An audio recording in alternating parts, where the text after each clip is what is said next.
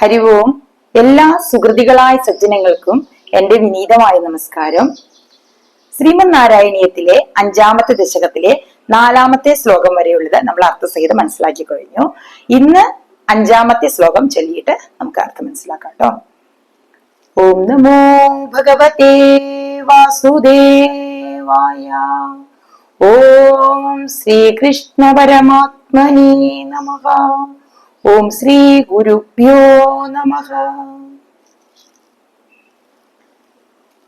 തത്രാസൗ ത്രിഗുണാത്മകോ ബീജ മഹാൻ സത്വപ്രധാന സ്വയം ജീവേസ്മിൻ ഖലു നിർവികൽപമഹമിത്യുദ്ബോധ നിഷ്പാദക ചക്രേസ്മിൻ സവികൽപബോധകമഹന്തത്വം മഹാൻ ഖൽവസൗ സമ്പുഷ്ടം ത്രിഗുണൈസ്തമോദി ബഹുലം വിഷ്ണു ഭവത് പ്രേരണ.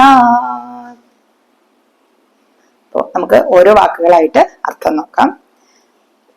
തത്രാസൗ, തത്ര എന്ന് പറഞ്ഞാൽ ആ മായാ കാര്യങ്ങളിൽ, ത്രിഗുണാത്മകോപി ചമഹാൻ, ത്രിഗുണാത്മകോപി ആ 3 ഗുണങ്ങളോടും കൂടിയതാണെങ്കിലും, 3 ഗുണങ്ങൾ എന്ന് പറഞ്ഞാൽ സത്വഗുണം, രജോ ഗുണം, തമോ ഗുണം.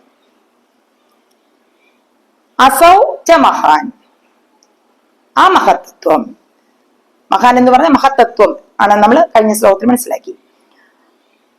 സത്വപ്രധാന സ്വയം, സത്വപ്രധാൻ ആ മഹത്തത്വം എന്ത് ചെയ്തു?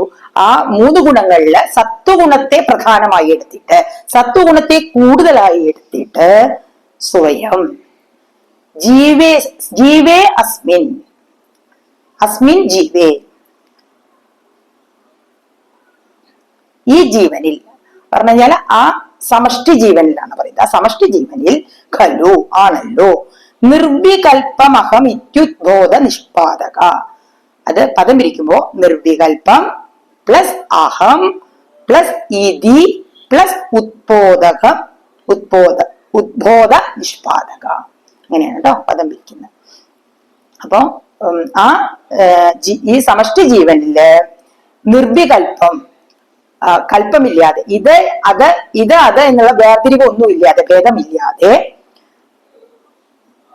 ഞാൻ എന്നുള്ള ആ തോന്നലിനെ ഉദ്ബോധ നിഷ്പാദക ഉളവാക്കി, ആ ഞാൻ എന്നുള്ള തോന്നലിനെ ഉളവാക്കി എന്ന് പറയാണ്. ദ്വൈതഭാവം, അതുവരെ ആ പരമാത്മ ചൈതന്യം മാത്രമേ ഉണ്ടായിരുന്നുള്ളൂ. ഇപ്പോ ഞാൻ എന്നും ഭഗവാൻ എന്നും വേറെ വേറെ ആയിട്ട് ഉള്ള അത് ഉണ്ടാക്കി എന്ന് പറയാണ് കേട്ടോ. ചക്രേ അസ്മിൻ, ചക്രേ ഉണ്ടാക്കി, സൃഷ്ടിച്ചു. അസ്മിൻ ആ മായയിലുള്ള ആ ജീവാത്മാക്കള് സവികൽപ ബോധക മഹന്തത്വം മഹാൻ ഖൽവസവും. സവികൽപ്പം, മറ്റേ നമ്മൾ കഴിഞ്ഞ ലൈനിൽ എന്താ പറഞ്ഞത്? നിർവികൽപ്പമായിരുന്നു അല്ലെ, കൽപ്പം വികല്പം ഇല്ലാതെ. ആ ഇതില് സവികൽപ്പമായിട്ടുള്ള ആ ബോധം, ബോധക മഹന്തത്വം, ആ സവികൽപ്പ ബോധകമായിട്ടുള്ള ആ അഹന്തത്വം, അഹങ്കാരം, മഹാൻ ഖൽവസവും ആ മഹത്തത്വം, ആ സവികൽപ്പമായിട്ടുള്ള അഹങ്കാരം എന്നുള്ളതിനെ ഉളവാക്കി. ഇതില് പിന്നെ എന്താണ്? ഞാനൊരു സ്ത്രീയാണ്, അല്ലെങ്കിൽ ഞാനൊരു പുരുഷനാണ്, അല്ലെങ്കിൽ ഞാൻ ഇന്ന ആളാണ് എന്നുള്ള ആ അഹങ്കാരം.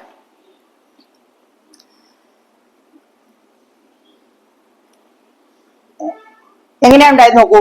സമ്പുഷ്ടം ത്രിഗുണൈസ്തമോദി ബഹുലം വിഷ്ണു ഭവത് പ്രേരണ. ത്രിഗുണൈ സമ്പുഷ്ടം, ആ 3 ഗുണങ്ങളും സമ്പുഷ്ടമായിട്ടുള്ള, നിറഞ്ഞു നിൽക്കുന്ന, സത്വഗുണം, രജോ ഗുണം, തമോ ഗുണം ഒക്കെ നിറഞ്ഞു നിൽക്കുന്ന അതിൽ നിന്ന് എന്ത് ചെയ്തു? തമോദി ബഹുലം, തമോ ഗുണം ബഹുലമായിട്ട്, തമോ ഗുണം അധികമായി കൂടുതലായിട്ട് എടുത്തിട്ട് എന്ത് ചെയ്തു? ആ സവികൽപ്പ ബോധമായിട്ടുള്ള അഹങ്കാരം, അഹന്തത്വം തത്വത്തെ സൃഷ്ടിച്ചു എന്ന് പറയാണ്. ആ തമോ ഗുണം അധികമായിട്ട് എടുത്തിട്ട് ആ അഹന്തത്വത്തെ, അഹങ്കാരത്തെ സൃഷ്ടിച്ചു. വിഷ്ണു എന്ന് പറഞ്ഞ എന്താണ്? ആ ഗുരുവായൂരപ്പനെ വിളിക്കുകയാണ്. ഭവത് പ്രേരണ, അങ്ങയുടെ പ്രേരണ മൂലമാണ് ഇതൊക്കെ പറ്റിയത് എന്ന് പറയാണ്. അങ്ങയുടെ പ്രേരണ കൊണ്ട് മാത്രമാണ് ഇതെല്ലാം സാധിച്ചത്. അപ്പോ ആദ്യം ഈ മഹത്തത്വത്തില് സത്വഗുണത്തെ കൂടുതലായി എടുത്തിട്ട് ആ ജീവേസ്മിൻ, ആ സമഷ്ടി ജീവനിൽ നിന്ന് എന്തുണ്ടാക്കി? ആദ്യം ഞാൻ എന്നുള്ള ആ അഹംബോധത്തെ ഉണ്ടാക്കി, ഉളവാക്കി. ദ്വൈതഭാവം, ഞാനും ഭഗവാനും വേറെ വേറെയാണ് എന്നുള്ള ആ അഹന്തത്വം.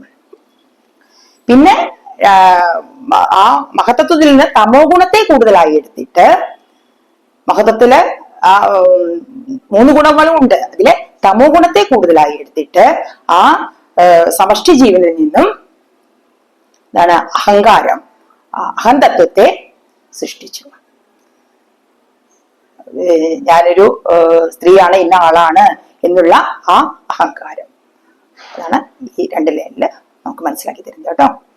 അപ്പോ എല്ലാവർക്കും ഞാൻ പറയുന്നതൊക്കെ മനസ്സിലാവുന്നുണ്ടാവും എന്ന് ഞാൻ വിചാരിക്കുന്നു. എല്ലാവർക്കും ഈശ്വരാനുഗ്രഹം ഉണ്ടാവട്ടെ. നാരായണാഖില ഗുരോ ഭഗവൻ നമസ്തേ. സർവത്ര ഗോവിന്ദ നാമ സങ്കീർത്തനം. ഗോവിന്ദ ഗോവിന്ദ. ഓം ശ്രീ ഗുരുഭ്യോ നമഃ. ഹരി ഓം തത്സ.